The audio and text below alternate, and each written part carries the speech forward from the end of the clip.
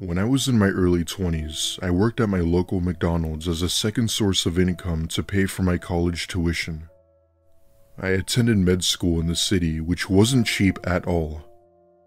Sometimes we'd have to get there at really early hours of the day.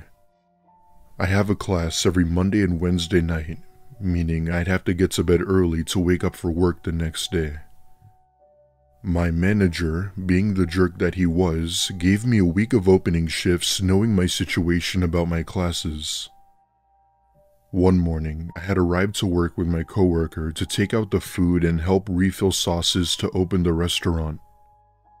Anyway, we're getting everything ready while I'm wiping down tables so we can open at 4, which is the time McDonald's usually opens here in Canada. So we're doing our tasks when, all of a sudden, we see a man looking inside from the glass doors. He's banging on the doors in a sort of rapid motion, as if he wanted to get in. I give him a sort of denying motion, telling him that we were closed. However, he insisted to come in, as he claimed he was hungry and just wanted a quick bite. I apologized and told him that we were closed and to come back in an hour where I could serve him. This seemed to faze him as he then walked away, disappearing into the night. I continued to help my coworker mop the floors before I see the man come towards the doors with what appeared to be a golf club.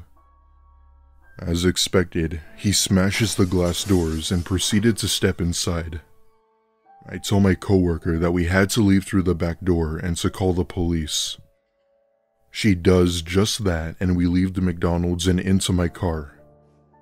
Thankfully, police were able to arrive in a timely manner to catch this man going through our register. As police were restraining him, my coworker and I heard a commotion going on and a few tasers going off. After that, the police had given us the all clear to return to work. As we walk inside, we then see the police force the man into the back seat of the cruiser. His face will forever be burned into the back of my head.